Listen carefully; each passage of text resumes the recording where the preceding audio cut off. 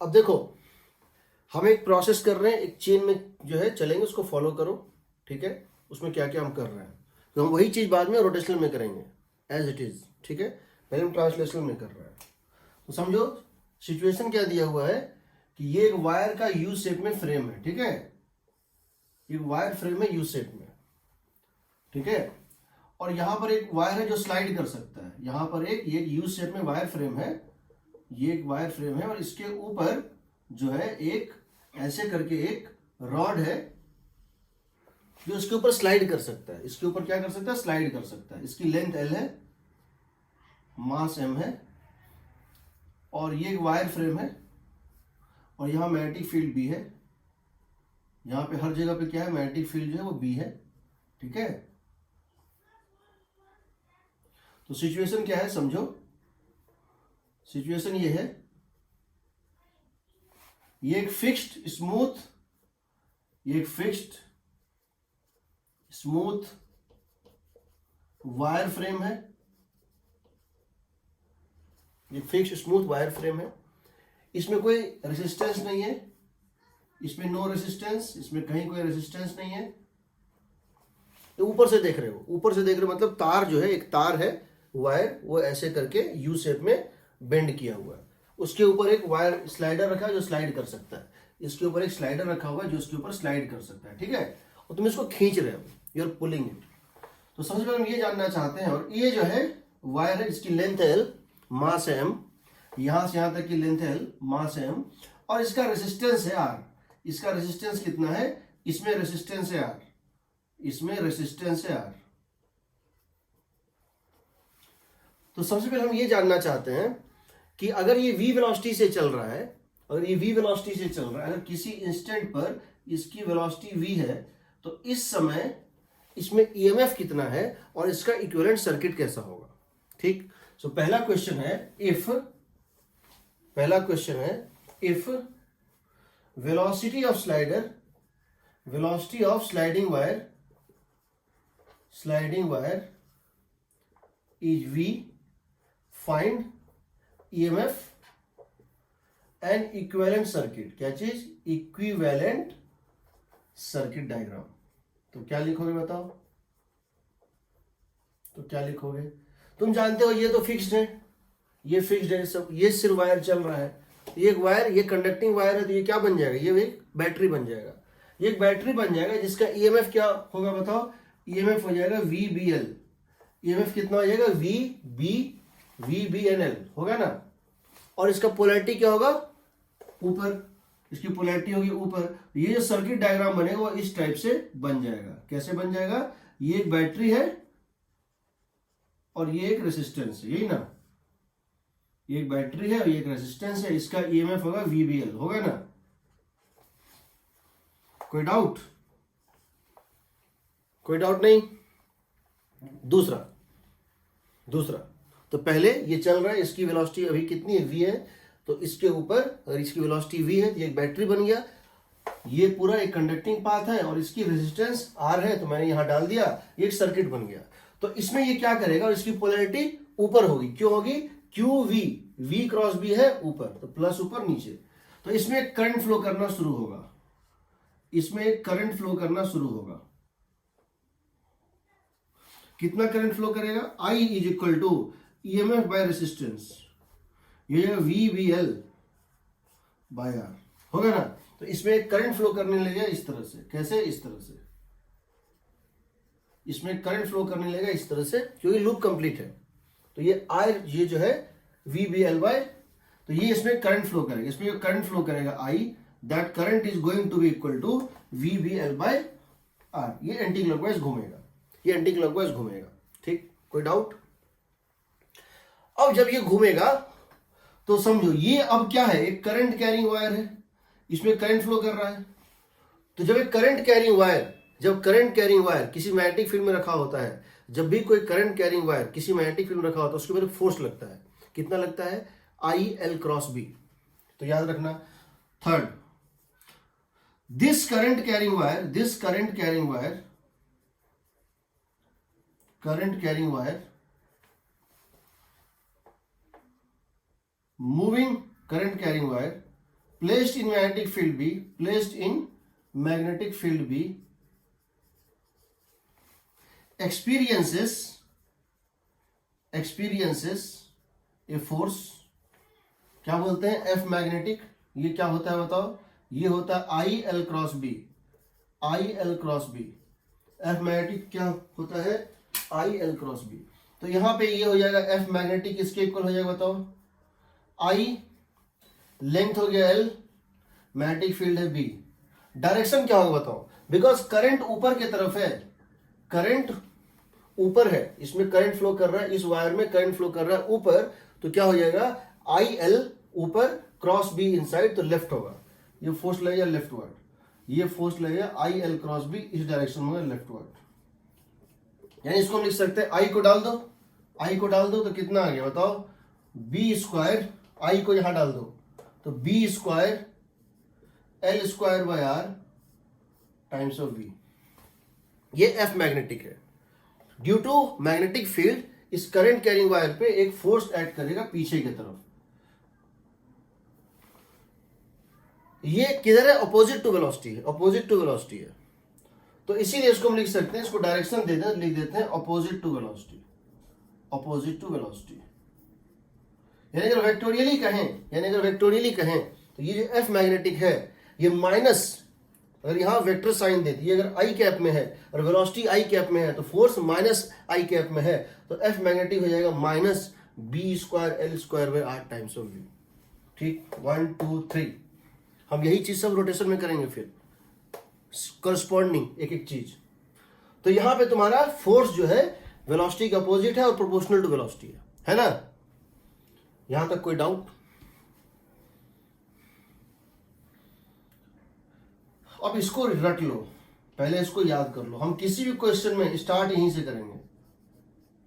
B square L square by r, force की magnitude क्या होगी, जिस समय वेलोसिटी वी है उस समय जो अपोजिंग फोर्स है, जो मैग्नेटिक फोर्स है, वेलोसिटी के उल्टा है और उसका मैग्नीट्यूड होगा b square L square by r times of v, b square L square by r times of v. तो ये प्रोपोर्शनलिटी कांस्टेंट है, ये वेलोसिटी है। हम यहीं से स्टार्ट करेंगे। ये हमेशा, अगर तुम इस रॉड को लेफ्ट मूव कराते तो राइट करता है, राइट मूव करा वो लेफ्ट करेगा, हमेशा अपोजिट टू वेलोसिटी होता है। ठीक, कोई भी फोर्स जो वेलोसिटी का फंक्शन हो हमेशा नॉन कंजर्वेटिव होता है, याद रखना। Any force that depends on velocity, that is function of velocity, कोई भी फंक्शन हो, लीनियर हो नॉन लीनियर, कोई भी, जो भी फोर्स फंक्शन ऑफ वेलोसिटी होता है इज नॉन कंजर्वेटिव।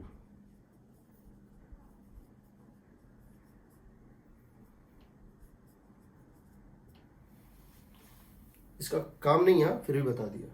तो b square L square v by r, यहां से स्टार्ट करेंगे, यहां तक में कोई डाउट नहीं होना चाहिए।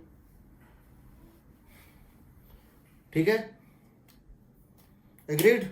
चलिए अब हम क्वेश्चन ले रहे हैं एक एक करके, और हम बाद में बताएंगे वो शिवरमा में कौन से क्वेश्चन एक लाइन से हैं। ठीक, अब हम एक एक करके क्वेश्चन ले रहे हैं, हम यहां से स्टार्ट करेंगे हर क्वेश्चन में। जब भी इंस्टेंटेनियस वेलोसिटी होगी v, फोर्स होगा b square L square by r times of v. देखते हैं question number 1। Question number 1,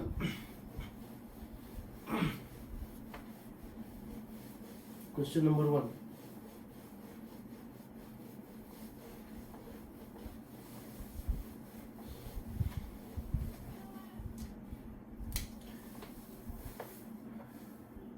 question number 1।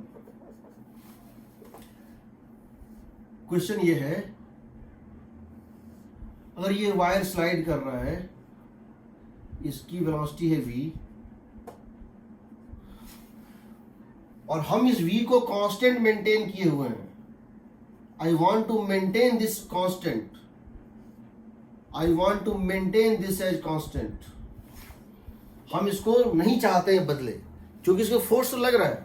अगर ये v से चल रहा है, इसमें करंट I है, इसमें करंट I है, और इसके ऊपर फोर्स तो लग रहा है, ये तो पक्का है।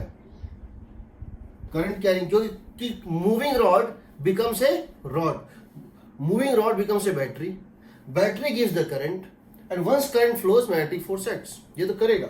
हम इसको मेंटेन करना चाहते हैं। पहला क्वेश्चन, हम इसको मेंटेन करना चाहते हैं। What is the external force required to maintain this velocity? Question है, if we want to maintain this velocity,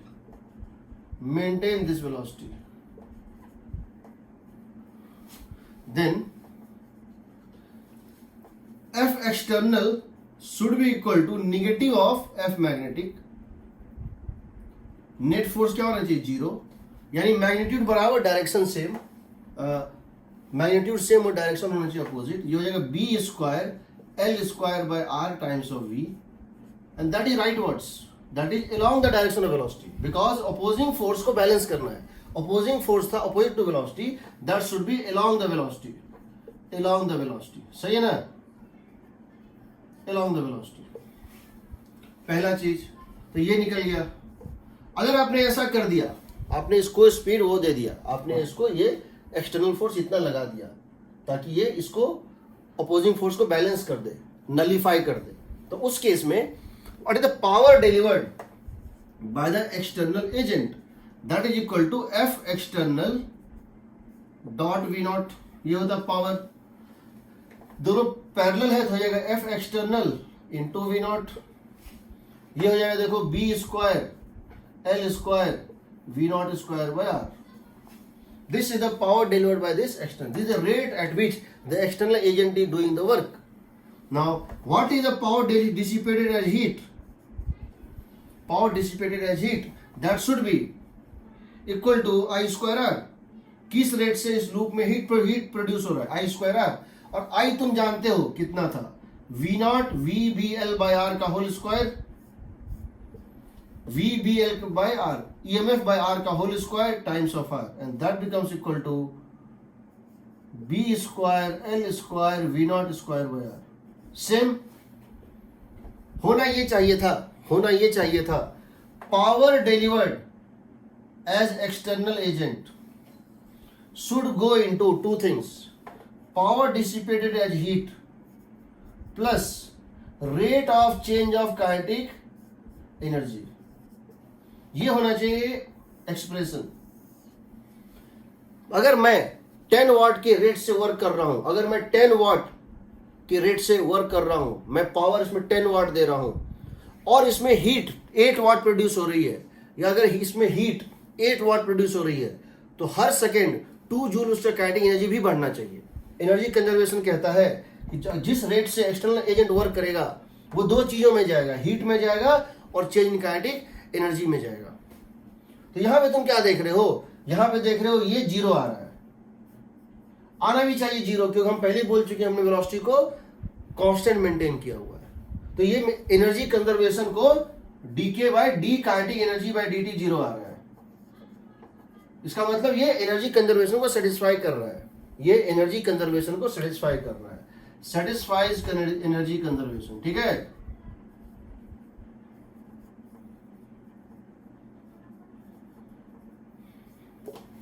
कोई डाउट यहां पे? ये पहला क्वेश्चन था, कोई डाउट यहां पे किसी को? दूसरा क्वेश्चन, हमने उसको इनिशियल वेलोसिटी दे दिया और छोड़ दिया, हमने इस रॉड को एक इनिशियल वेलोसिटी देके छोड़ दिया। कितने देर, कितनी दूर चल के ये रुक जाएगा, कितने देर और कितनी दूर चल के ये रुक जाएगा? ठीक क्वेश्चन है, और क्वेश्चन को चेंज कर रहे हैं। ठीक, क्वेश्चन वैसा ही है, उसका बेसिस सबका वही है, उसका बेसिस सबका वही है। क्या है बेसिस भाई? बेसिस ये है, हम ये कहना चाह रहे हैं, हमने क्या किया? Question number 2, if we give a jerk, हमने एक उसको जर्क दिया, एक इंपल्स दिया उसको, ऐसे जैसे कैरम के स्ट्राइकर को हिट करते हैं, इसको हिट किया, हिट करते इसको एक वेलोसिटी मिल गया, इनिशियल वेलोसिटी मिल गया। हमने उसको एक जर्क दिया, एक इंपल्स दिया, उसको एक इनिशियल वेलोसिटी दे दिया रॉड को। कितने देर के बाद और कितना दूर चलने के बाद वो रुकेगा, उसकी वेलोसिटी टाइम का ग्राफ प्लॉट करो, एक्सीलरेशन टाइम का ग्राफ प्लॉट करो, सारे ग्राफ प्लॉट करो। ठीक, तो क्या करेंगे देखो। अगला क्वेश्चन, क्वेश्चन ये है, क्वेश्चन ये है कि आपने क्या किया, आपने क्या किया? क्वेश्चन ये है, आपने क्या किया, इसको एक इनिशियल वेलोसिटी दे दिया, यहां सब जगह मैग्नेटिक फील्ड भी है, जो वही केस था। तुमने at t equal to zero, at t equal to zero we gave initial velocity v naught to the sliding rod and left, इसकी मास है m, लेंथ है जो भी इसकी मास भी दी है, तो क्या होगा। क्वेश्चन है फाइंड द टाइम, क्वेश्चन बहुत सारा पूछ सकते हैं, find time taken and distance travel to stop, distance travel before it stops. आपने कोई फोर्स नहीं लगाया, अगर आप एक इनिशियल वेलोसिटी देके छोड़ देंगे, अगर आप इसको एक initial velocity t equal to 0 पे कितना दे देंगे, v नॉट, और छोड़ देंगे, ये बहुत दूर तक नहीं चलेगा, कुछ दूर चल के रुक जाएगा। कितने देर में और कितनी दूर पे रुकेगा, इसकी acceleration time, velocity time, position time, acceleration x, velocity acceleration graph plot करो। तो क्या करेंगे, हमको पता है इसके ऊपर फोर्स लग रहा है, अब सिर्फ एक ही फोर्स लग रहा है, मैग्नेटिक फोर्स, एक्सटर्नल फोर्स तो है ही नहीं। मैग्नेटिक फोर्स इसके मोशन को अपोज कर रहा है, ये धीरे धीरे इसको रोक देगा। तो हम क्या करते हैं, कहते हैं let at time t velocity is v, let, हम कह रहे हैं कि let at t equal to t velocity is v। किसी इंस्टेंट, किसी टाइम t पर मान लेते हैं वेलोसिटी v थी, मान लेते हैं किसी इंस्टेंट t पर वेलोसिटी v थी, उस समय, उस मोमेंट पे इसकी सर्किट डायग्राम कैसी होगी, उस मोमेंट पे इसकी सर्किट डायग्राम इस तरह से होगी, उतना करने की जरूरत नहीं है। उस समय इस रॉड पे कितना फोर्स लग रहा होगा, उस समय, जिस समय इस रॉड की इंस्टेंटेनियस वेलोसिटी v है, जिस समय इस रॉड की इंस्टेंटेनियस वेलोसिटी v है, जिस समय इस रॉड की इंस्टेंटेनियस वेलोसिटी v है, उस समय इसके ऊपर जो फोर्स लग रहा है मैग्नेटिक, वो होगा b square l square v by r, होगा ना। यही है, हम पहले बोल चुके, यहीं से स्टार्ट ही करेंगे हम। जिस मोमेंट पे इसकी वेलोसिटी v है, उस मोमेंट पे इसकी बैटरी का ईएमएफ है VBL, उस समय करंट है VBL बाय R, उस समय फोर्स है ILB, मतलब VBL by R into L into B। तो यहां से फोर्स इतना लग रहा है। जैसे जैसे वेलोसिटी घटते जाएगा, जैसे इस फोर्स की वजह से जैसे जैसे वेलोसिटी घटते जाएगा, ये फोर्स भी घटते जाएगा। तो ये इसका इंस्टेंटेनियस लोकेशन है, जिस समय इसकी वेलोसिटी v है, उस टाइम पे उस पे फोर्स इतना है, तो उस समय इसका रिटार्डेशन होगा, a is equal to minus FM by mass, magnetic force by mass, होगा ना। अगर इसकी मास m है तो ये हो जाएगा, देखो, minus b square l square by RM times of v, होगा ना, ठीक, minus b square l square by RM times of v, इसको मास से डिवाइड कर दो, ये हो जाएगा इसका रिटार्डेशन, ये हो जाएगा इसका रिटार्डेशन। नाउ अगर एक्सेलरेशन वेलोसिटी का ग्राफ पूछेगा, तो straight line passing through origin, acceleration velocity का graph, straight line passing through origin with negative slope, ये तुम बना लोगे। अब हमको निकालना है कितना दूर, कितना डिस्टेंस वगैरह। हम इस एक्सेलरेशन को दो तरह से लिख सकते हैं, एक dv बाय dt और एक v dv बाय dx।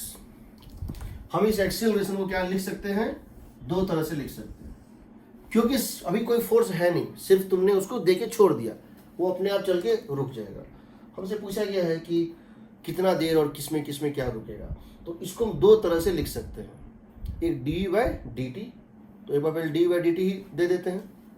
तो पहला हम इसको ले रहे हैं इधर, अगर हम एक्सेलरेशन को लिख रहे हैं dv बाय dt, रहेगा माइनस b स्क्वायर। इस पूरे चीज को एक काम करते हैं, इस पूरे चीज को लैम्डा मान लेते हैं, ये कांस्टेंट है ना, इसको एक लैम्डा नाम दे देते हैं, इसको एक नाम दे देते हैं लैम्डा, बार बार कौन लिखेगा, माइनस लैम्डा v, होगा ना। Minus b square L square by r m को क्या लिख देंगे, माइनस लैम्डा वी। ये है डीवी बाई डी टी। इसको इंटीग्रेट कर दो, डीवी बाई वी किसके इक्वल हो जाएगा, minus lambda d t. Dv by v minus lambda, इसको इंटीग्रेट कर दो। जब टाइम था जीरो तुम्हारी वेलोसिटी कितनी थी, वी नॉट। जब टाइम है टी तो वेलोसिटी है वी। जब टाइम था जीरो तो वेलोसिटी थी वी नॉट। इनिशियली तुमने वेलोसिटी क्या दिया था, वी नॉट। जब टाइम है टी तो मान लो वेलोसिटी है वी। ये हो जाएगा log of v by v naught equal to minus lambda t. यहां से आएगा v is equal to v naught e to the power minus lambda T. सही है।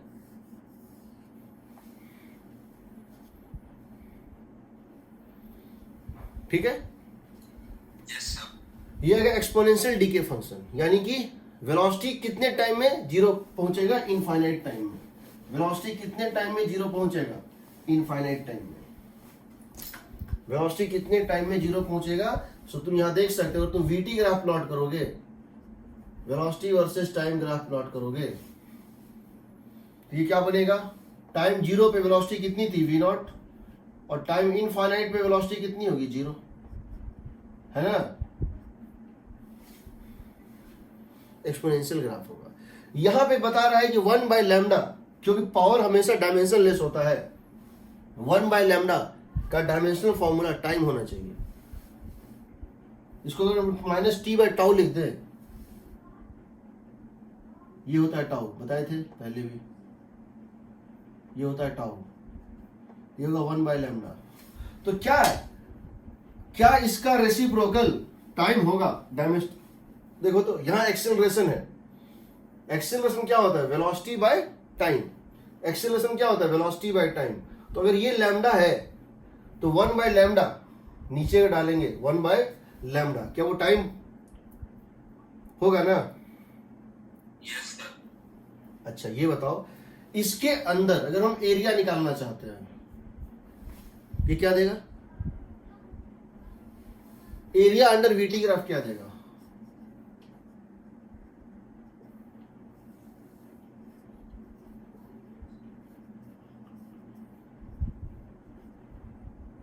तुमको बताए हैं आरसी सर्किट में कि अगर कोई फंक्शन है e to the power minus k t d t, e to the power minus k t d t, उसको जब इंटीग्रेट करोगे जीरो से लेके इन्फिनिटी तक, तो इसकी वैल्यू होती है 1 बाय लैम्डा। ये पूरी इंटीग्रेशन की वैल्यू क्या होती है, 1 बाय लैम्डा होती है ना, बताए थे। Yes sir. ये v naught by lambda. V naught by lambda मतलब क्या हो गया, v naught by lambda, lambda यहां से डाल दो, v naught by v naught into r m by v naught into, इसको ये पूरा है लैम्डा, सॉरी लैम्डा इसको डिवाइड करेंगे ना, हाँ लैम्डा, ये हो जाएगा वी नॉट, लैम्डा का मतलब है b square L square by r m, b square L square by r m, so that would become equal to v naught into r m by B square L square. सही है ना। ये area क्या बताएगा, what is the area under vt graph,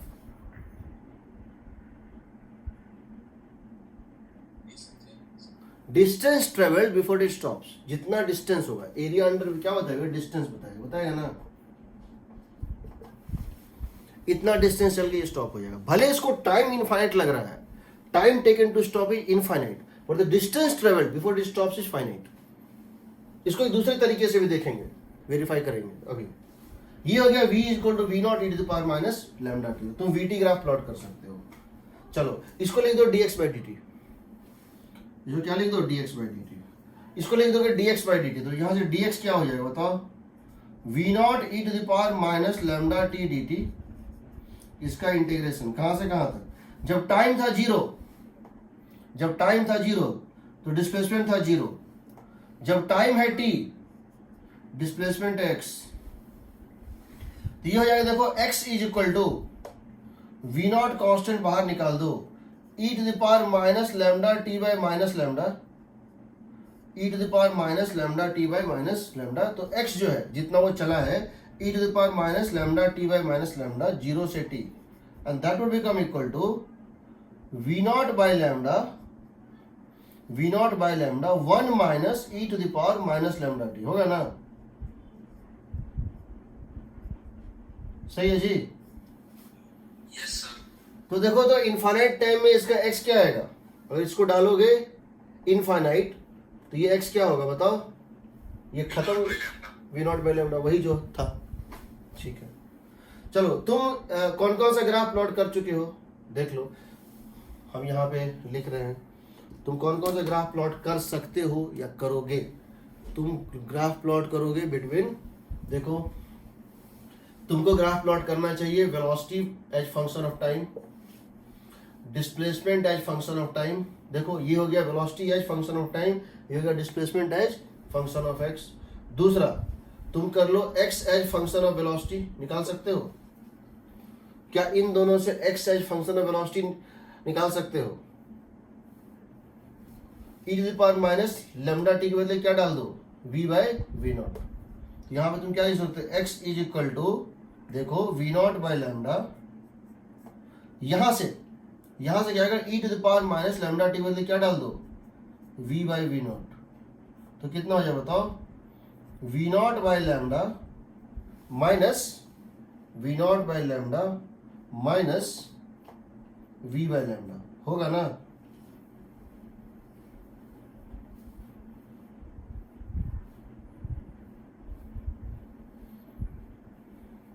या चलो इसका एक दूसरा भी मेथड है। चलो हमने यहां पे क्या किया था? एक्सेलरेशन लिखा था dv बाई dt, हमने यहाँ एक्सेलरेशन लिखा था dv बाई dt। मेरे पास एक और तरीका है, हम एक्सेलरेशन को लिख रहे हैं v dv बाई dx, होता है ना? हम एक्सेलरेशन को चेन रूल से dv बाई dt को लिख सकते हैं dv by dx into dx by dt। हम एक्सेलरेशन जो होता है dv बाई dt उसको लिख सकते हैं dv by dx into dx by dt।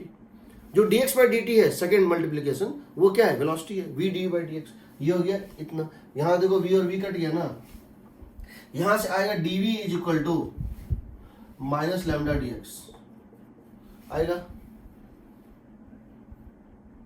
Change in velocity is directly proportional to decrease in velocity is directly proportional to distance move. Equal distance में equal velocity का decrease हो रहा है, इसको इंटीग्रेट कर दो।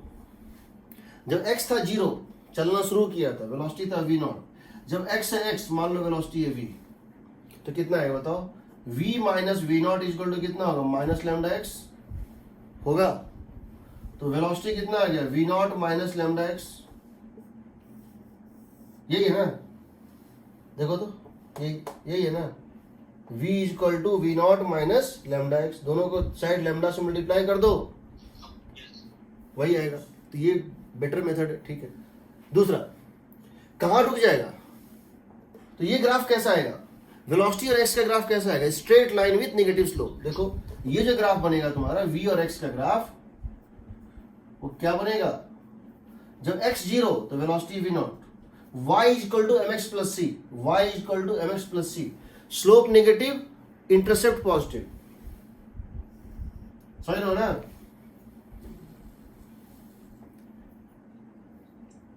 वेलोसिटी कहाँ 0 हो रहा है? वेलोसिटी कहाँ 0 हो रहा है? वी नॉट बाई लैम्डा पे, यहां भी तो वही आ रहा था। वेलोसिटी कहाँ 0 हो रहा है? कितना डिस्टेंस के बाद? तो अगर तुमसे पूछा जाए कितना डिस्टेंस चल के स्टॉप हो जाएगा, इसको 0 से इक्वेट कर दो, तो x हो जाएगा वी नॉट बाई लैम्डा, वही आएगा। ठीक है, दिस इज द सारे ग्राफ प्लॉट करते हैं, x t, x v, x t. देखो वेलोसिटी एक्स, वेलोसिटी, एक्सेलरेशन और टाइम, 4 क्वांटिटी है। कितने वो बन सकते हैं? पेयर बन सकते हैं, दो के कितने पेयर बन सकते हैं इसमें बताओ? 4 क्वांटिटी है, दो के कितने पेयर बन सकते हैं? Sir, 4C2. 4C2 मतलब 4 इंटू 6 पेयर, Sir, 6. 6 ग्राफ बनेंगे, x v, x a, x t, VA, VT और AT 6 ग्राफ प्लॉट कर सकते हो, कोई दिक्कत नहीं है। मैं प्लॉट नहीं कर रहा हूँ पर तुम कर सकते हो अगर पूछा जाएगा तो, ठीक। तो ये होता है इस केस में। तुम यहां तक भी कर सकते हो, क्या यहां पर एनर्जी कंजर्वेशन वैलिड होना चाहिए? होना तो चाहिए कि किसी इंस्टेंट किसी टाइम dt में जितना वर्क या जिस रेट से हीट प्रोड्यूस होगा उसी रेट से ये भी पावर डिलीवर करना चाहिए, इसको मैग्नेटिक फील्ड को भी उसी रेट से पावर डिलीवर करना चाहिए। क्या हम चेक करें कि अगर किसी इंस्टेंट पे जिस रेट से हीट प्रोड्यूस हो रहा है सर्किट में उसी रेट से इसकी काइनेटिक एनर्जी भी डिक्रीज कर रही है? करना तो चाहिए, है ना? करेगा, हम करने रहे, तुम लोग सोचना इस पे। ये बहुत बड़ा पेंड्रा बॉक्स है, इसमें तुमको जितना खोजना है तुम खोज सकते हो, कर सकते हो, ठीक है। चलो, ये हो गया था सेकंड क्वेश्चन। अब थर्ड क्वेश्चन, सबका स्टार्टिंग वही है, फोर्स हम स्टार्ट में क्या लेंगे? B² L² V/R। हम यहीं से स्टार्ट करेंगे। थर्ड क्वेश्चन,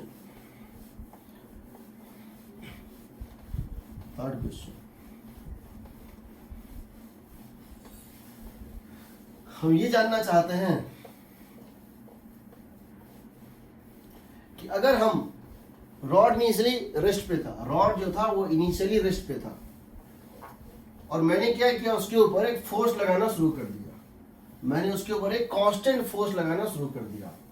अब मैं क्वेश्चन जानना चाहता हूं, अभी तक क्या था, हमने एक बार वेलोसिटी दे दिया, उसको मेंटेन रखा था। दूसरी बार मैंने क्या किया था, वेलोसिटी को ये किया था, वेलोसिटी को दे के छोड़ दिया, फोर्स नहीं था, ठीक। पहली बार क्या किया, तो वेलोसिटी भी था, फोर्स भी था, दोनों को बैलेंस कर दिया, वेलोसिटी भी दिया और फोर्स भी दिया, लेकिन फोर्स को बैलेंस कर दिया। अब क्या कर रहे हैं, वेलोसिटी, सेकंड केस में क्या किया, वेलोसिटी दे दिया, फोर्स नहीं दिया, खाली वेलोसिटी देके छोड़ दिया। थर्ड केस में क्या कर रहे हैं, इनिशियल वेलोसिटी नहीं दे रहे हैं बट फोर्स लगा रहे हैं। अब क्या होगा देखो, क्वेश्चन है अब question number 3। We are coming to question number 3। ये रॉड है, वही डायग्राम है, सेम डायग्राम में ले रहे हैं, ये इस तरह से है, ये लेंथ L, मास M, वही रेजिस्टेंस है। At t equal to 0, a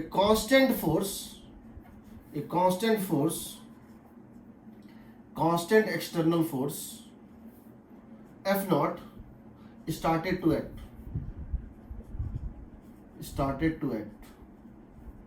rightwards। ये आपने लगा दिया राइट की तरफ फोर्स, यहाँ लगा दिया F0। t इक्वल टू 0 पे आपने कांस्टेंट एक्सटर्नल फोर्स जो है F0 लगा दिया राइटवर्ड, ये एक्सेलरेट करेगा। शुरू में इसकी वेलोसिटी 0 थी, इनिशियल वेलोसिटी 0 इज 0। तो जब ये एक्सेलरेट करेगा तो जो जैसे वेलोसिटी गेन करेगा उसके बाद ही करंट मूव करेगा। जब तक इसको वेलोसिटी नहीं मिलेगी बैटरी बनेगा ही नहीं। जब तक इसको वेलोसिटी नहीं मिलेगा ये बैटरी बनेगा ही नहीं। जैसे जैसे ये इसकी वेलोसिटी बढ़ती जाएगी इसका बैटरी भी स्ट्रॉन्गर बनेगा, करंट भी ज़्यादा होगा और एक पॉइंट पे आके इसको बैलेंस कर देगा, उसके स्पीड कांस्टेंट रहेगी, एक स्टेडी वेलोसिटी अटेन कर लेगा। देखते हैं कैसे। मान लेते हैं किसी टाइम t पर, मान लेते हैं let at t equal to t velocity is v। मान लेते हैं किसी इंस्टेंट ऑफ टाइम t पर इसकी वेलोसिटी है v। मान लेते हैं किसी टाइम t पर इसकी वेलोसिटी है v। उस मोमेंट पे जो इसके ऊपर फोर्स लग रहा होगा मैग्नेटिक फोर्स, उसका हम डायरेक्ट फॉर्मूला जानते हैं, ये है B² L²V/R। अगर जिस इंस्टेंट पे इसकी वेलोसिटी v है, जिधर भी है उसके ऑपोजिट एक मैग्नेटिक फील्ड का फोर्स लग रहा है B² L²V/R और हमने एक एक्सटर्नल फोर्स लगाया हुआ है F0। Eight t equal to 0 सिर्फ F0 था। एट t इक्वल टू 0 सिर्फ F0 था, वेलोसिटी था ही नहीं, इसीलिए ये एक्सेलरेट हुआ। लेकिन जैसे जैसे टाइम पास होगा इसकी वेलोसिटी गेन होगी, इसके ऊपर एक बैटरी डेवलप करेगा और ये फोर्स बढ़ता जाएगा। और फाइनली एक समय आएगा, अभी भी नेट फोर्स राइट है, इस मोमेंट पे वेलोसिटी ऐसी है कि नेट फोर्स राइट है। क्यों राइट है? Because f naught is more than b square L square v by r, तो अभी इसकी एक्सेलरेशन राइट है। तो पहला क्वेश्चन ये है, और सिर्फ ये पूछा जाए कि कौन सी स्पीड अटेन करने के बाद इसका स्पीड कांस्टेंट हो जाएगा, तो क्या करोगे? इन दोनों कैंसिल कर दोगे, इन दोनों फोर्सेस को कैंसिल कर दोगे। पहला अगर क्वेश्चन हम सुने सिंपल ये पूछे, find the speed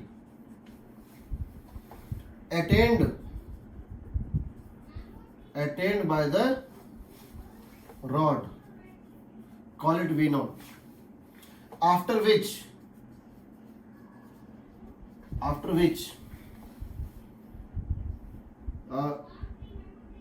velocity becomes constant,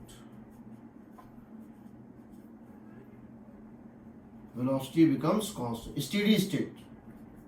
तो क्या करोगे बताओ? तो लिखोगे F naught must be equal to balanced by B square L square v naught by r, यही ना? यहां से आ जाएगा v naught is equal to कितना? B square L square, sorry F naught into r divided by B square L square. ये वो velocity है, जो वेलोसिटी जब उसको मिल जाएगा तो उस वेलोसिटी को मिलने के बाद फॉरवर्ड और बैकवर्ड फोर्स बैलेंस हो जाएगा और उसके वेलोसिटी कांस्टेंट रहेगा, नेट फोर्स जीरो हो जाएगा। अगर वेलोसिटी इससे कम है तो नेट एक्सीलरेशन राइट है, क्योंकि नेट फोर्स राइटवर्ड होगा। अगर वेलोसिटी से ज्यादा हम दे दें, किसी मैकेनिज्म से ज्यादा दे दें, तो नेट फोर्स पीछे होगा, वो रिटार्ड करेगा। ठीक है ना?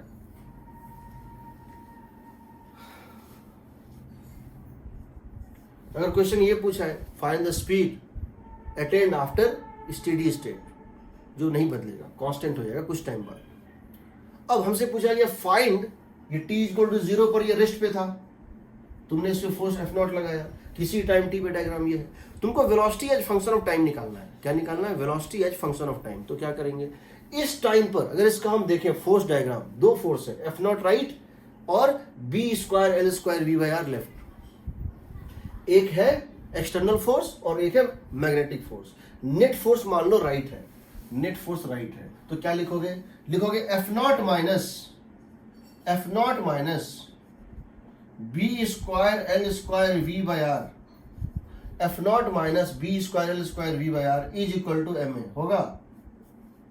यानी acceleration is equal to f naught by m minus b square L square by r m times of v होगा। हम इसको कह रहे हैं अल्फा माइनस लैम्डा वी। इसको एक कांस्टेंट मान लेते हैं अल्फा और इसको एक कांस्टेंट मान लेते हैं lambda. Alpha minus lambda, acceleration तुम्हारा है alpha minus lambda v. Acceleration और वेलोसिटी ग्राफ क्या आएगा? बोलो, एक्सीलरेशन और वेलोसिटी ग्राफ क्या आएगा? Straight line with av graph, negative slope and positive intercept. ठीक, तुम जानते हो जब तुम इसको जीरो कर दोगे, एक्सीलरेशन को जब जीरो कर दोगे, नेट फोर्स जीरो, तो वेलोसिटी ये आएगा, ये होगा वेलोसिटी। फाइनली ये वेलोसिटी आना है। अब अगर तुम्हारा acceleration as function of velocity तुम्हारा निकल गया है और तुम जानना चाहते हो velocity as function of time, तो इसको क्या लिख दो? dv by dt। इस एक्सप्रेशन को क्या लिख दो? dv by dt।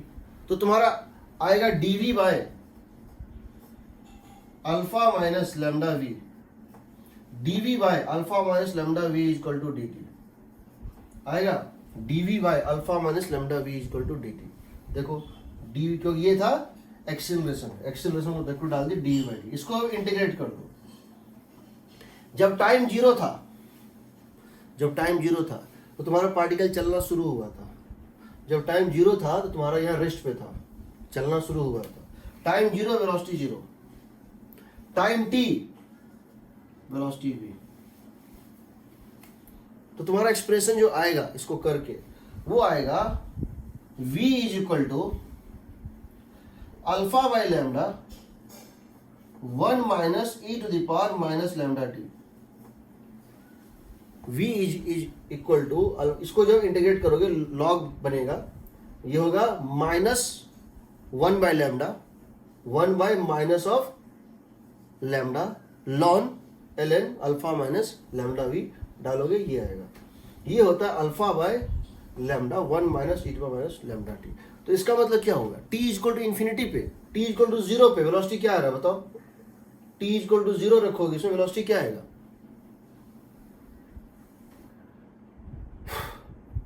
e⁻01 1 -1 0।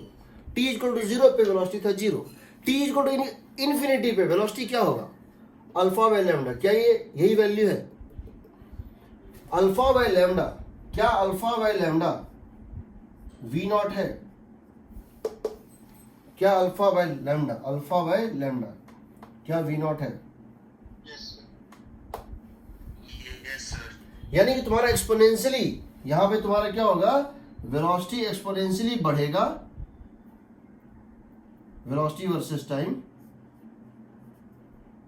और इनफाइनाइट टाइम में ये वेलोसिटी यहां तक पहुंच जाएगा, ऐसे आएगा।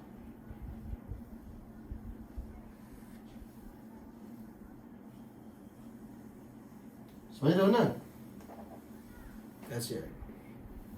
ठीक है, तो ये तुम्हारा होगा, ये तुम्हारा होगा वेलोसिटी। अब वेलोसिटी को तुम दोबारा इंटीग्रेट कर दो,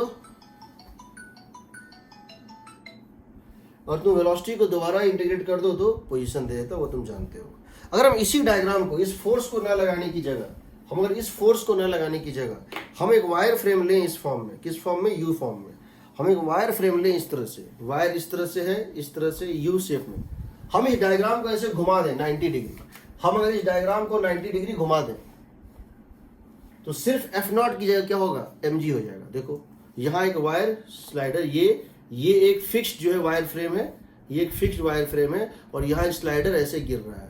उस केस में जो mg फोर्स हम लगाए थे उसकी जगह सिर्फ क्या हो जाएगा, जो फोर्स लगाए थे F0 उसकी जगह mg हो जाएगा, बाकी कोई चेंज नहीं आएगा। ठीक है, बाकी कोई चेंज नहीं आएगा। ठीक है, तो हम इसको अभी पहले इसमें करें, उसके पहले SC वर्मा पे आओ, बुक निकालो। ठीक है, क्वेश्चन नंबर 35, पेज 308, क्वेश्चन 35 क्या होगा बताओ।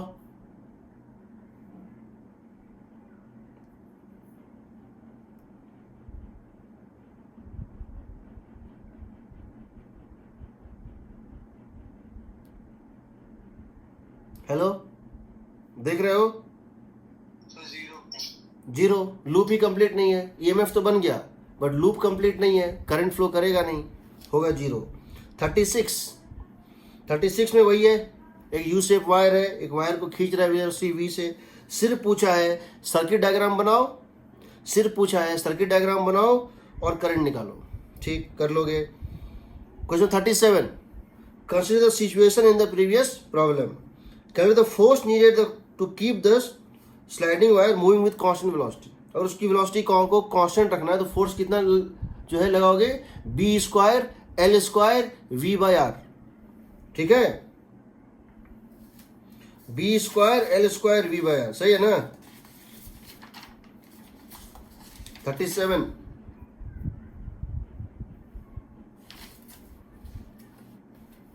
अच्छा यहाँ रेजिस्टेंस भी दिया हुआ है पर यूनिट लेंथ। ठीक है, इसमें एक और चीज किया है, नया चीज है, कुछ वैसा नहीं है।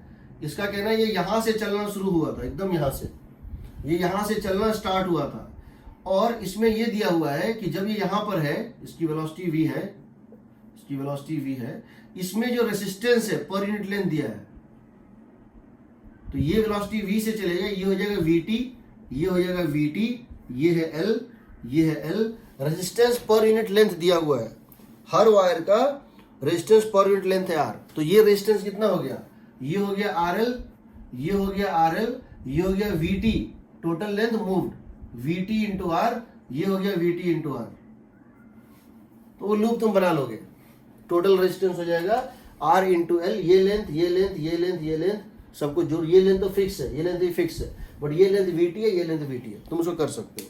ठीक है, चलो क्वेश्चन नंबर 47,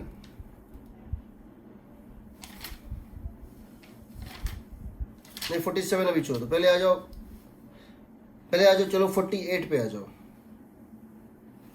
48 पे, या 47 भी कर सकते हो, ऐसा कुछ नहीं। 48 पे आओ पहले, 48। ए rectangular wire frame is moving velocity v acceleration, ठीक है। वही उसको अंदर प्रेस कर रहे हो, एक वायर को भीतर प्रेस कर रहे हो, तो जिस समय इसकी इंस्टेंटेनियस वेलोसिटी होगी v, उस समय जिस समय इसकी इंस्टेंटेनियस वेलोसिटी होगी v, उस समय इसके ऊपर एक रिपल्सिव फोर्स, वेलोसिटी के अपोजिट फोर्स लगेगा, b²L²v/r टाइम्स ऑफ v। फिर तुम उसको इंटीग्रेट करोगे, इस टाइप से आएगा, यही वाला, ठीक है। वही तरह से 48, वही तरह से 49, ठीक। अब इन सब क्वेश्चंस के लिए थोड़ा सा बता देते हैं, वो क्या है देखो। एक कुछ क्वेश्चंस में एक चीज यूज किया है, इसको बोलते हैं कांस्टेंट करंट सोर्स। क्या यूज किया है? Constant current source. वो क्या होता है समझो। जनरली हमारा बैटरी होता है, वो बैटरी क्या होता है? कांस्टेंट वोल्टेज सोर्स होता है, वो कांस्टेंट ईएमएफ का सोर्स होता है।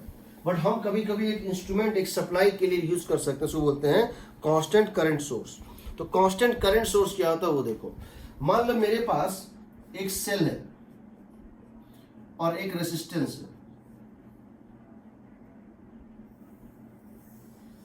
ये बक्से में बंद है, ये जो है 100 वोल्ट का है, और ये जो है 10,000 ओम का है, ये 10,000 ओम है।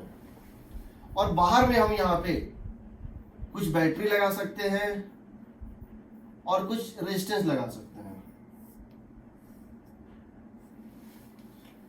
ये बैटरी जो है +1 से -1 वोल्ट तक जा सकता है, ये +1 से -1 वोल्ट तक जा सकता है।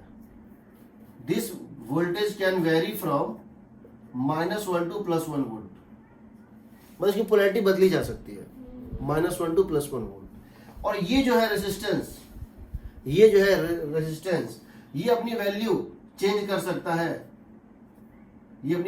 कर सकता है, सपोज 5 ओम टू और 10 ओम। तो क्या हम कह सकते हैं, कुछ भी कर लो, करंट लगभग इस सर्किट में, क्योंकि इसकी वैल्यू क्या होगी 100 या 99, 101 या 99, इसकी अब टोटल वोल्टेज पूरे सर्किट की कहां से कहां जा सकती है। तो टोटल ईएमएफ जो पूरी सर्किट की जा सकती है वो 99 से लेकर 101 तक जा सकती है। बहुत मैक्सिमम होगा, ये इसको सपोर्ट करेगा तो कितना होगा, और करंट तो हमेशा इधर ही फ्लो करेगा, ये भी तय है। करंट बैक फ्लो कर ही नहीं सकता, क्योंकि इसकी ईएमएफ इससे बहुत कमजोर है। एक्सटर्नल रेजिस्टेंस अंदर के कंपोनेंट में बहुत छोटा है, बाहर का जो एलिमेंट है वो बहुत छोटा है कंपेयर टू अंदर का जो है एलिमेंट। तो क्या हम कह सकते हैं ईएमएफ की वैल्यू यहां से यहां जा सकती है। सपोर्ट करेगा तो 101 होगा, अपोज करेगा तो 99 होगा। रेजिस्टेंस की वैल्यू, पूरे सर्किट के रेजिस्टेंस की वैल्यू आर इक्विवेलेंट कहां से कहां जा सकता है। 1000 -5 से 1000 +5 से 1000 +10, 10,000 +5 से 10,000 -5 से 10,000 +5। तो क्या ये कह सकते हैं approximately up to 2 places of decimal current लगभग इसमें हमेशा कांस्टेंट ही रहेगा, जिसकी वैल्यू होगी 100/1000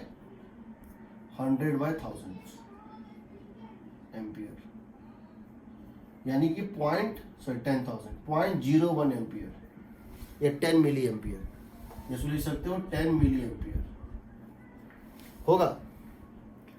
चेंज होगा बट इतना कम चेंज होगा कि वो गॉन हो जाएगा। जैसे अगर कोई 0.0126 एम्पियर है, या 0.23 एम्पियर है, या 24 एम्पियर है, हम दोनों को 0.01 एम्पियर ही मान सकते हैं, कोई खास फर्क नहीं है, बहुत छोटे का फर्क है। तो इसको बोलते हैं कांस्टेंट करंट सोर्स। तो हम इस दोनों बॉक्स को क्या करेंगे, ऐसे करके बंद कर देंगे। हम इस दोनों बॉक्स को मिला के ऐसे करके बंद कर देंगे। और इस पर लिख देंगे इस तरह से। इस तरह का मतलब क्या है, वो किस डायरेक्शन में करंट देगा वो भी हम इसमें लिख देते हैं और लिखते हैं यहाँ पे कितना 0.01 एम्पियर। यानी ये एक ऐसा सोर्स है जिसको जिस ब्रांच में घुसा दोगे, बाहर कुछ भी कर लो, रेजिस्टेंस बढ़ा दो घटा दो, वोल्टेज बढ़ा दो घटा दो, कुछ भी वोल्टेज बाहर ले लो, कुछ भी रेजिस्टेंस बाहर ले लो, इसके कंपेरिजन वो बहुत छोटा है, इसके कंपेरिजन में वो बहुत छोटा है। तो उस केस में इस ब्रांच में करंट हो जाएगी आई, ये 0.01 एम्पियर, इंडिपेंडेंट ऑफ बाहर क्या हो रहा है।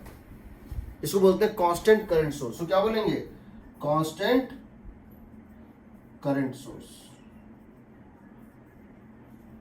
समझ रहे हो, समझ रहे हो। पेज 300, पेज नंबर 300 पे आओ।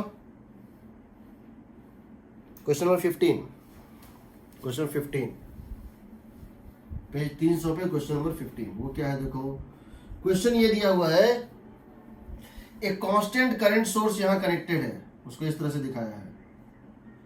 एक कांस्टेंट करंट सोर्स, सॉरी उसका डायरेक्शन दिया हुआ है इधर। एक कांस्टेंट करंट सोर्स इस तरह से दिया हुआ है, इसकी वैल्यू कितनी है IG। एक कांस्टेंट करंट सोर्स दिया हुआ है I, सॉरी IG। अच्छा, ये कांस्टेंट करंट जनरेटर, ये अपनी कोई भी वैल्यू, इसका नाम है IG, इसका नाम है IG, और ये करंट दे रहा है I, ये करंट दे रहा है I। एक कांस्टेंट करंट जनरेटर जो है एक करंट दे रहा है I, ये एक करंट दे रहा है I। ये कांस्टेंट करंट जनरेटर है, ये कांस्टेंट करंट का सोर्स है, ये करंट दे रहा है I। और यहां पर एक स्लाइडर मूव कर रहा है, कैसे, ऐसे, इसकी लेंथ है। आपसे पूछा गया है कि इन दोनों पॉइंट के बीच का पोटेंशियल डिफरेंस क्या होगा, ए और बी का पोटेंशियल। पहले इसका सर्किट डायग्राम बनाओ। ये जो मैग्नेटिक फील्ड इस तरह से है, ये बन जाएगा इस तरह से, क्या बन जाएगा, VBL। ये बन जाएगा VBL, देखो VBL, हाँ VBL। इसका रेजिस्टेंस भी है कुछ,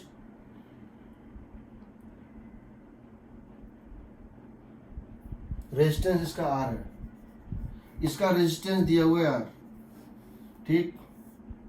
और यहां पर तुमको पता है इस ब्रांच में करंट जो है वो फिक्स है, नीचे की तरफ है, इसमें करंट फिक्स है I।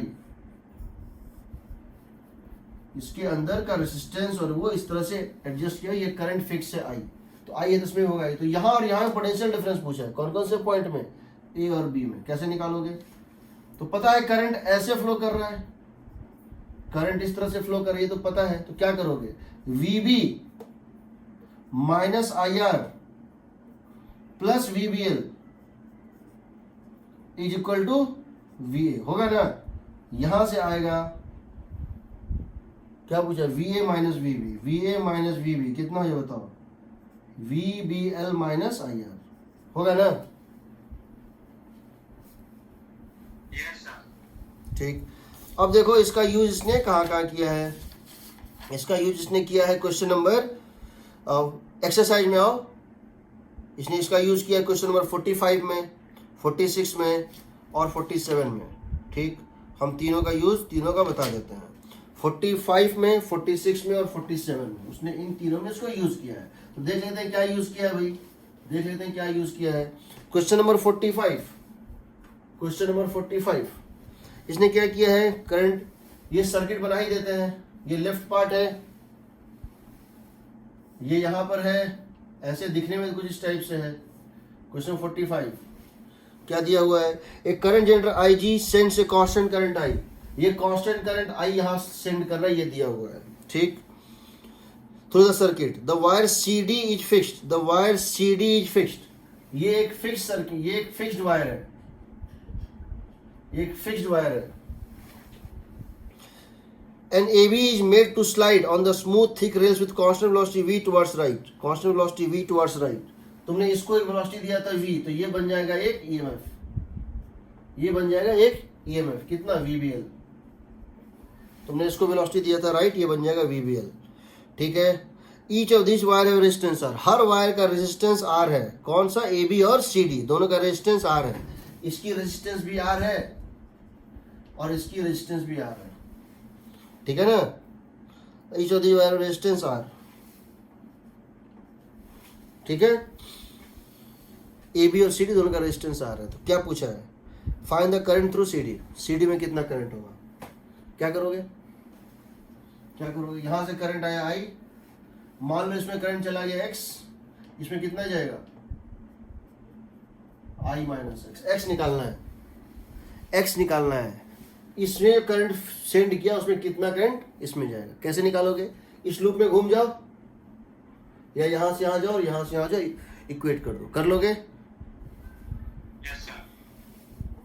46 a constant current generate shown the figure sense a constant current I. ठीक है, as shown in the figure, the wire AB has length L, mass and can start horizontal to the entire system is vertical azimuth, velocity और wire is function of time। देखो इसमें ये दिया हुआ है कि ये जो है एक कांस्टेंट करंट भेजता है, इसमें एक कांस्टेंट करंट भेजता है और यहां पर कांस्टेंट करंट भेजता है। इसकी लेंथ है L, मास M। ये जो स्लाइडर है इसकी लेंथ है L और मास M। इस स्लाइडर की जो है लेंथ है L, mass M, length L and mass M, and can slide on the smooth horizontal rays, the entire system in vertical plane B। तो क्या पूछा, find the velocity of wire as function of time। हमको पता नहीं क्या होगा, एक काम, करंट उसमें फिक्स है ना, करंट तो फिक्स है, करंट तो कुछ और हो ही नहीं सकता है। तो करंट इसमें फिक्स है, कितना करंट है फिक्स्ड, ये फिक्स्ड करंट है आई। तो फोर्स कितना होगा, आई एल बी, इधर होगा ना, होगा ना, फोर्स होगा ना। Yes, sir. और ये भी कांस्टेंट फोर्स है क्योंकि करंट भी फिक्स है, कांस्टेंट करंट का सोर्स लगा हुआ है, कांस्टेंट करंट है, कांस्टेंट लेंथ है, कांस्टेंट भी है, फोर्स फिक्स्ड हो गया, एक्सेलरेशन फिक्स्ड हो गया, कांस्टेंट एक्सेलरेशन है F by m। तो बचा क्या, v equal to u plus at and s equal to ut plus half at square and v square minus u square equal to s। Question 47, question 47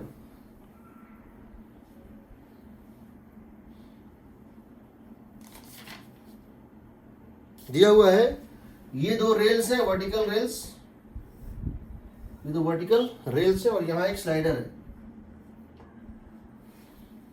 और यहां पे ये current send कर रहा है इस तरह से, यहां ये करंट सेंड कर रहा है इस तरह से, आई, ये करंट आई सेंड कर रहा है, यानी ये करंट आएगा, लूप बना के इसके से निकल जाएगा ऐसे। तो कहता है कि ये जो है बैलेंस्ड है, इस पे नेट फोर्स 0 है, मतलब mg नीचे और फील्ड यहां डॉट के फॉर्म में है। तो आई एल बी क्या होगा बताओ, आई एल इस डायरेक्शन में और बी तुम्हारी तरफ, आई एल बी ऊपर होगा ना, ये बैलेंस हो गया। नेट फोर्स कितना है, 0 कह रहा है ये, अभी इस पे नेट फोर्स कितना है, 0, यानी आई एल बी और एम जी इक्वल है, बट डायरेक्शन जो है अपोजिट है। अब कहता है if the wire a b is replaced by, अगर वायर ए बी की जगह, यहां ये दोनों कैंसिल हो रहे हैं, अगर वायर ए बी के जगह हम दूसरा वायर ले लें जिसका मास इसका डबल है, वायर ए बी की जगह दूसरा वायर ले लें जिसका मास उसका डबल है, यानी ये दोनों बैलेंस कर रहे थे।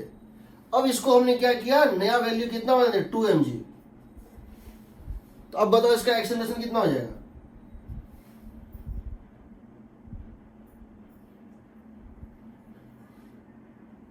समझ रहे हो, Yes, sir. कितना हो जाएगा,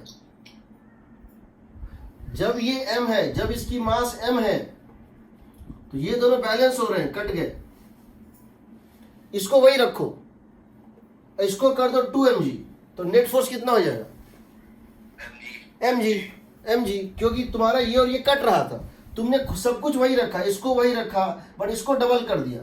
तो जब तुमने इसको डबल करके कर दिया 2 mg, तो नेट फोर्स हो जाएगा नीचे की तरफ mg, यानी नेट एक्सेलरेशन कितनी हो जाएगी, g। तो क्या पूछा है, कितने देर में l डिस्टेंस चलेगा, half half g t square is equal to l, half g t square is equal to l आ गया, ठीक है। 48 हम कर चुके हैं। एक कांस्टेंट फोर्स लगा दिए, t इक्वल टू 0 पे वेलोसिटी था 0, और एक फोर्स लगा दिए, वो एक्सिलरेट करेगा, अंदर जाते जाएगा, और एक पॉइंट पे जाके उसका वेलोसिटी हो जाएगा स्टेडी स्टेट में आ जाएगा वेलोसिटी। 40 सब में, इन सब क्वेश्चंस में स्टार्टिंग पॉइंट में याद रखना, फोर्स जब भी लिखना होगा यहाँ याद रखना है b square L square by are, B square L square by r times of v, वहां से स्टार्ट करोगे, ठीक। 49 क्या बोले हैं, t इक्वल टू 0 पे इस वायर को वेलोसिटी दे दिया v naught, t equal to 0 पे इस वायर को वेलोसिटी दे दिया है v not at instant at any instant t the wire is given a small velocity v towards right, find the current in this instant, निकाल लोगे। दो EMF बनेगा, एक बैटरी का है और एक इसका बनेगा वीबीएल, पोलैरिटी के साथ देख लेना, प्लस या minus divided by r. But the force acting on the wire, current निकल जाएगा तो फोर्स आईएलबी भी निकल जाएगा। So after some the wire ab will slide with constant velocity, कुछ देर के बाद ये वायर जो है एवी जो है कांस्टेंट वेलोसिटी से चलेगा। तो कैसे करेंगे इसको, 49 को कैसे करेंगे बताओ, हमको 49 करना है। हमको क्या कहा गया, देखो कहा है कि देखो यहां पर एक बैटरी है, ये फिक्स बैटरी है, ईएमएफ है ई, यहां मैग्नेटिक फील्ड है बी, यहां तुमने एक वायर को लिया, तुमने यहां एक वायर को लिया, उस वायर को तुमने वेलोसिटी क्या दे दिया वी, राइट वर्ड वेलोसिटी दे दिया वी। तो सबसे पहले ये बताओ कि इसका अभी जब इसको राइट वर्ड वेलोसिटी, एक बैटरी बन जाएगा, और इस बैटरी की जो होगी ईएमएफ वो क्या होगी, so v cross b, v B l तो होगा, और पोलैरिटी क्या होगा, नीचे की तरफ होगा ना, वी बी एल, हाँ वी बी इधर, वी बी, वी इस डायरेक्शन में, बी तुम्हारी तरफ, वी टू बी, बी तुम्हारी तरफ, वी टू बी नीचे, ये हो जाएगा वी बी एल। रेजिस्टेंस भी दिया है कुछ, लेंथ एल एंड रेजिस्टेंस है, इसकी रेजिस्टेंस दी है यार। तो बता इसमें करंट कितना फ्लो करेगा, इसमें करंट कितना फ्लो करेगा। अब ये डिपेंड करता है कि कौन सी वेलोसिटी ज्यादा है, समझ रहे हो ना। अब ये डिपेंड करता है कि ईएमएफ इन दोनों में किसकी ज्यादा है। अगर दोनों इक्वल है तो करंट क्या होगा, जीरो होगा। अगर ये ज्यादा है तो करंट कैसे होगा, एंटी क्लॉकवाइज। अगर ये ज्यादा है तो करंट क्या होगा, क्लॉकवाइज होगा। तो मान लेते हैं ये ज्यादा है, इमेजिन कर लेते हैं, तो उस केस में जो करंट आएगा, that current is going to be equal to e minus v B l by r, होगा ना। तो जब करंट इसमें इस तरह से मूव करेगा तो इसके ऊपर फोर्स लगेगा, कितना लगेगा, इसके ऊपर फोर्स लगेगा आई l B.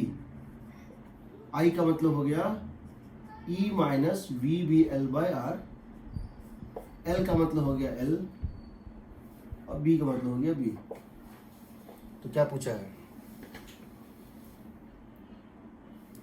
Find the direction of the current. तो डायरेक्शन ऑफ करंट तुम कैसे निकालो जब तक तुमको वी नहीं दिया होगा। इसमें दोनों चीज पॉसिबल है।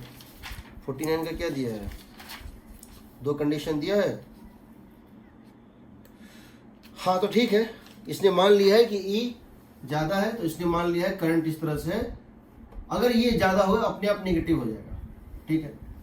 फिर क्या पूछा है, आफ्टर सम टाइम, देखो अगर तुम्हारी अगर ये ज्यादा थी ये कम थी, नो सॉरी, ये फोर्स इस डायरेक्शन ले जाए ना, फोर्स किधर ले जाए, ये डॉट है ना। देखो अल्टीमेटली ईएमएफ को जीरो होना है, याद रखना। तो ये इस डायरेक्शन ले जाए, कितना ले जाए, आई एल बी तुम्हारी तरफ, आई एल बी, ये होगा फोर्स। ये तब तक फोर्स लगेगा जब तक दोनों का ईएमएफ सेम करके जीरो ना कर दे। जैसे करंट जीरो होगा उसके बाद वो वेलोसिटी हमेशा के लिए मेंटेन हो जाएगा। इसको उस ईएमएफ पर पहुंचना है कि इसकी बराबरी कर ले, इसको उस ईएमएफ पे पहुंचना है इसकी बराबरी कर ले। अगर ये कमजोर पड़ रहा है तो इसकी स्पीड बढ़ेगी, और ये ज्यादा है तो इसकी स्पीड घटेगी, क्योंकि अल्टीमेटली ई को इक्वल होना है किसके, वीबीएल के। अगर v ज़्यादा है, अगर v ज़्यादा है तो इसको घट के इसके बराबर पहुंचना है। अगर VBL ज़्यादा है e से तो वेलोसिटी घटेगा, और अगर VBL कम है तो इस पर फोर्स सेम डायरेक्शन लेगा, तो इधर लेगा E minus VBL/R times of LB। तो कब ये जीरो हो जाएगा, ये पूछा है कितनी देर बाद, ये कुछ देर के बाद करंट जीरो हो जाएगा, फोर्स जीरो हो जाएगा, जब दोनों का EMF बराबर हो जाएगा। वो वेलोसिटी क्या हो जाएगा, जब ये दोनों EMF बराबर हो जाएगा तो वेलोसिटी क्या होगा, E/BL। कितना हो जाएगा, E/BL। ठीक है, क्वेश्चन 50 हम कर चुके हैं। Question 50, velocity as function of time, displacement as function of time. ये वही चीज है जो हमने एक फोर्स लगाया था, और यहाँ पे हम mg जो है लगा रहे हैं, हम यहाँ पे जो है mg लगा रहे हैं। ठीक है, अब देखो, तो इसका मतलब ये हुआ कि हम, अगर तुमको हम सही बताएं तो मैंने तुम लोगों को अप टू 50 तो बता दिया है अभी। अब हम स्टार्ट करने वाले हैं 59 से लेकर 59, 60, 61, 62। ये क्या है, ये चारों रोटेशन के क्वेश्चन। ट्रांसलेशन लिए थे, रोटेशन लेंगे। ठीक, बट उतना टाइम नहीं, इसको जो हम लेंगे तो उसी सीक्वेंस में जो है लेंगे। ठीक है, चलो उसके पहले हम एक छोटा सा चीज़ और बता देते हैं। उसके पहले जो है हम छोटा सा चीज़ और बता देते हैं, वो होता है वर्चुअल मास का कंसेप्ट। क्या होता है, वर्चुअल मास का कंसेप्ट। ठीक है, एक छोटा सा चीज़ बता रहे हैं, वो है वर्चुअल मास का कंसेप्ट। ये पेज नंबर 301 पे 301, पेज नंबर 301 पे क्वेश्चन नंबर 20 है। अपने से बुक पढ़ा करो, उससे बहुत सारी चीज़ों को मिलेगा। पेज नंबर 301 पे क्वेश्चन नंबर 20 है, हम उसको अभी ले रहे हैं, क्योंकि रोटेशन का क्वेश्चन अभी लेंगे, उसमें फिर वही करेंगे, 3 से 4, 5 क्वेश्चन, तो सिर्फ उतना टाइम नहीं है। तो अभी हम वो ले रहे हैं, कौन सा, पेज नंबर 301 पे क्वेश्चन नंबर 20 है, और उसको हम एनालाइज कर रहे हैं क्या होता है।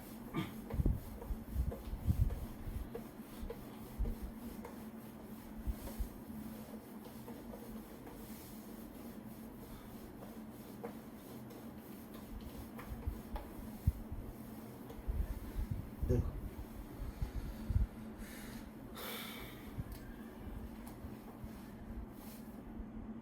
ये कैपेसिटेंस है। ठीक है, ये कैपेसिटर है,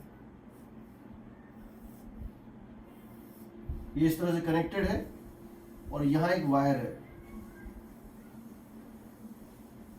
यहाँ एक वायर है जिसकी मास है m, लेंथ है। ठीक है, ये एक वायर है जिसकी मास है m, लेंथ है। ये कैपेसिटेंस है C। तुम इसको खींच रहे हो, किसी कांस्टेंट फोर्स F0 से इसको खींच रहे हो। तुम इसको किसी कांस्टेंट फोर्स F0 से तुम इसको पुल कर रहे हो, दिस कांस्टेंट फोर्स। यहाँ एक मैग्नेटिक फील्ड B इस तरह से प्रेजेंट है। तो एक्सपेक्टेशन क्या होता है, एक्सपेक्टेशन क्या होता है कि इसकी एक्सेलरेशन क्या होनी चाहिए। इसको खींचोगे F0 से, इसकी एक्सेलरेशन क्या होनी चाहिए, F0/m। एक ही फोर्स लगाया हो ना, इस पे तुमने सिर्फ एक फोर्स लगाया, कितना, F0/m। तो तुम सोच सकते हो कि इसकी एक्सेलरेशन होनी चाहिए F0/m, बट होती नहीं है। इसकी एक्सेलरेशन बहुत कम आती है, इसकी एक्सेलरेशन F0/m से कम आती है। यानी ऐसा बिहेव करता है कि इसका मास बढ़ गया है, ये भारी हो गया है। क्यों भारी होता है वो देखो। तो हमको इससे मतलब नहीं, हम क्या करते हैं, बोलते हैं चलो एक काम करते हैं, ये रेजिस्टेंस कहीं नहीं है, no resistance anywhere, no resistance anywhere.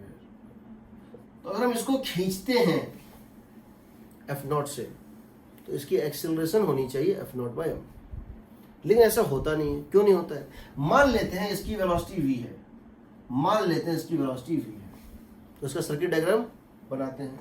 तो इसका सर्किट डायग्राम इस तरह से बनेगा, तो सर्किट डायग्राम इस तरह से बनेगा, होगा ना, रेजिस्टेंस तो कहीं है नहीं। और इसकी वेलोसिटी v है, इसकी EMF कितनी हो जाएगी, VBL। इसकी EMF कितनी है, VBL। इसका कैपेसिटेंस C है, यहाँ चार्ज होगा Q, यहाँ चार्ज होगा -Q, जहाँ Q की वैल्यू क्या होगी, CV, होगा ना। यानी Q की वैल्यू क्या हो जाएगी, C का मतलब हो गया कैपेसिटेंस, और ये हो गया VBL। इसका जैसे जैसे इसकी वेलोसिटी बढ़ेगी, जैसे जैसे इसकी वेलोसिटी बढ़ेगी, समझो, जैसे जैसे इसकी वेलोसिटी इंक्रीज करेगी। वैसे वैसे जैसे जैसे इसकी वेलोसिटी बढ़ेगी इसका ईएमएफ इंक्रीज करेगा, तो इसमें चार्ज भी इंक्रीज करेगा। रेट ऑफ चार्जिंग को क्या बोलते हैं? करंट बोलते हैं। तो अगर ये एक्सिलरेटेड है यानी अगर ये वेलोसिटी बढ़ रहा है, समझो अगर ये वेलोसिटी बढ़ रहा है यानी अगर ये ईएमएफ बढ़ रहा है, अगर ये ईएमएफ बढ़ रहा है तो इसका मतलब चार्ज भी जो है बढ़ रहा है। इसका मतलब यहाँ इसका चार्जिंग हो रहा है। इसका मतलब स्मॉल टाइम dt में जब इसका ईएमएफ बढ़ेगा, इसके क्रॉस पोटेंशियल डिफरेंस बढ़ेगा, यहाँ पे चार्ज भी तो जाएगा dq/dt। ये dq/dt को क्या बोलेंगे? करंट बोलेंगे। ये dq/dt को करंट बोलेंगे। तो इसमें जो करंट होगा इस ब्रांच में वो कितना होगा? dq/dt। तो इसके ऊपर फोर्स लगेगा, इसके ऊपर फोर्स कितना लगेगा? ILB। कितना लगेगा? ILB। तो अगर इसकी हम इक्वेशन लिखना चाहते हैं, अगर इसमें करंट फ्लो कर रहा है I, तो इसमें लिखना चाहते हैं ILB। तो एक्सटर्नल फोर्स कितना है? F0। एक्सटर्नल फोर्स कितना है? F0। लेफ्ट के साइड फोर्स कितना है? ILB इज इक्वल टू हो जाएगा MA। F0 minus magnetic field is equal to क्या होगा? MA। यहां तुम देख सकते हो F0 माइनस ILB का मतलब है I था dq/dt, I था dq/dt into L into B equal to MA। But तुम जानते हो Q तो ये था ना, Q तो ये था। Q क्या था? CV। C into instantaneous potential difference VBL। तो यहां से तुम देखोगे dq/dt क्या आएगा? CBL into dV/dt। और dV/dt क्या है? एक्सिलरेशन। ये हो जाएगा CBL इंटू एक्सिलरेशन। यहां डाल दो, ये हो जाएगा बताओ F0 minus B into L into dq/dt का मतलब है CBL इंटू एक्सिलरेशन। dq/dt का मतलब है CBL into acceleration is equal to MA। इसको उस साइड लेके चले जाओ, एक्सिलरेशन ले लो कॉमन, तो F0 आएगा, सॉरी एक्सिलरेशन आएगा, समझो F0 by M plus B square L square times of C।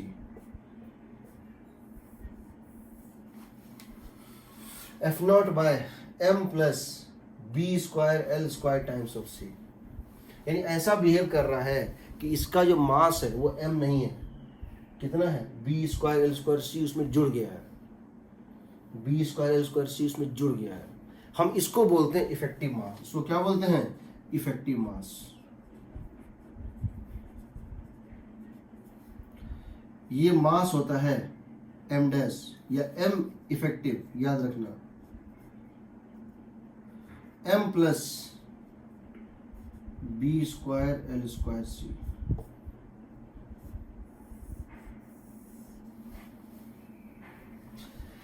कहीं भी किसी क्वेश्चन में ऐसा हो, जब एसएचएम पढ़ाए थे तो मैं कुछ लोगों को एसएचएम पढ़ाए थे, उसमें जो हम स्प्रिंग ब्लॉक सिस्टम लिए थे, हम कहे थे कि 5 या 6 जगह पे के चेंज होता है, अंडर के इक्विवेलेंट में मास इक्विवेलेंट होता है। फिर मैंने कहा था कि 3 जगह मास चेंज होता है। मैंने 2 जगह मास बताया था, एक बताया था रिड्यूस्ड मास का कंसेप्ट और एक बताया था अगर स्प्रिंग में मास होगा तो। एक मास मैंने छोड़ दिया था, मैंने बोला था ये अभी तुमको नहीं बता सकते हैं, यहाँ होता है। अगर हमको कोई भी क्वेश्चन होता, कोई भी क्वेश्चन इसको लेकर, पैरेलल में कैपेसिटर कनेक्टेड है, मास की जगह ये लोगे, मतलब अगर मुझसे ये पूछा जाता ये एक रॉड है, मास है, और ये इसको हमने स्प्रिंग से कनेक्ट कर दिया, स्प्रिंग कांस्टेंट के, तो थोड़ा सा दबा के छोड़ दिए, एसएचएम करेगा, इसका टाइम पीरियड क्या होगा? तो टाइम पीरियड ऑफ एसएचएम होता है 2 पाई √m/k। यहां तुम m नहीं लोगे, यहां तुम क्या लोगे? M plus B square L square C। मान लो तुमसे मैंने पूछा कि मैंने इसको एक जर्क दिया, क्या दिया? Integral of n dt। क्या बोलते हैं इसको? इम्पल्स बोलते हैं। क्या बोलते हैं इसको? इम्पल्स। तो इसकी वेलोसिटी क्या हो जाएगी? तो वेलोसिटी होती है, इम्पल्स होता है चेंज इन मोमेंटम, इम्पल्स होता है change in momentum, but mass की जगह तुम क्या लोगे? ये लोगे। तुमसे अगर ये पूछें कि हम अगर इसको क्या करते, हम इसको एक धागे से कनेक्ट करके यहाँ पे एक पुली से हैंग कर देते और मास यहाँ डाल देते हैं, हम क्या करते, यहाँ से एक धागा बांधते, एक पुली के थ्रू इसको हैंग कर देते कैपिटल मास m से। इसकी मास है स्मॉल मास m। पूछते बताओ इसकी एक्सेलरेशन क्या होगी, स्प्रिंग नहीं होता तो क्या करते तुम, तो तुम क्या करते, तुम वैसे क्या करते हो, तुम लिखते हो mg by m plus m, ये लिखते हो ना एक्सेलरेशन। mg इसको खींच रहा है और खींचना तो दोनों मास को है, खींचने वाला फोर्स कितना है, वेट, और खींचना तो दोनों को है। तो यहाँ पे स्मॉल m की जगह क्या लोगे, m प्लस बी। कोई भी क्वेश्चन हो, मैकेनिक्स में कुछ भी हो, एक बार जब रॉड को तुमने इसके पैरेलल में लगा दिया कैपेसिटेंस के, तो उसका मास बदल जाएगा और ये हो जाएगा m plus B square L square into c. ठीक, जैसे आ जाओ question number 63, page 311, question number 63। क्या होगा, एक्सेलरेशन ऑफ द वायर।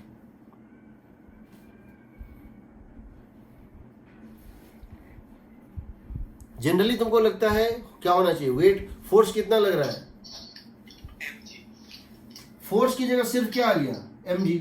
जो तुमने इसको यहां खींचा था F0 से, जब इस डायग्राम को इस तरह घुमा दिया तो वही F0 जो है कौन सा है, वेट है। तो यहाँ क्या डाल दोगे, mg by m plus B square L square c, होगा ना। yes sir, applied force mg है और इफेक्टिव मास होगा m plus B square L square c. बन गया, वो भी बन गया, ठीक है, वो बन जाता है, कोई दिक्कत नहीं। ऐसे बहुत सारे क्वेश्चन तुमको टेस्ट सीरीज वगैरह में और थोड़े हाई लेवल के बुक्स में मिलेंगे। करना कुछ नहीं होता है, हमेशा रॉड के मास को ये मान लो, ठीक। चलो अब हमको करना है रोटेशन का एक, हमारे पास जो बचा हुआ है उसमें क्या क्या बता देता हूँ। मुझे एक तो तुमको बताना है कि यही रोटेशन के केसेस में क्या होते हैं। फर्क सिर्फ ये पड़ेगा कि ट्रांसलेशन में हमने लिखा था B square L square V by are, B square L square V by R, वो फोर्स होता था अगर वेलोसिटी वी है। रोटेशन में एंगुलर वेलोसिटी जब दोगे तो उसको अपोजिट टॉर्क लगता है, वो भी प्रोपोर्शनल टू ओमेगा होता है। वहां भी एक्सटर्नल टॉर्क लगा के उसको बैलेंस कर सकते हो, वो सब बताएंगे। दूसरा मुझे बताना है सेल्फ इंडक्टेंस क्या होता है, सेल्फ इंडक्टेंस क्या होता है, उसका फॉर्मूला क्या होता है, उसका प्रॉपर्टी क्या होता है। जैसे रेसिस्टेंस होता है, कैपेसिटेंस होता है, एक टर्म होता है उसको बोलते हैं इंडक्टेंस, इंडक्टर से रिलेटेड क्वेश्चन बना जो है बताने हैं। दूसरा मुझे बताना है म्यूचुअल इंडक्टेंस क्या होता है और इंड्यूस्ड इलेक्ट्रिक फील्ड क्या होता है। That will be the completion of the chapter, ठीक है, वो हम नेक्स्ट क्लास में करेंगे। ठीक, आज में इतना ही पढ़ाएंगे, ठीक है। yes sir, ठीक है, तो नेक्स्ट क्लास में हम रोटेशन पढ़ाएंगे। सेल्फ इंडक्टेंस दो क्लास उसमें लगे, सेल्फ इंडक्टेंस में 1 2 और एक म्यूचुअल में और एक इसमें 5 क्लास लगेगा सिलेबस, मतलब ये EMI चैप्टर खत्म हो जाएगा। ठीक, yes sir, चलो बाकी नेक्स्ट क्लास में करते हैं। thank you sir, thank you, thank you sir, thank you.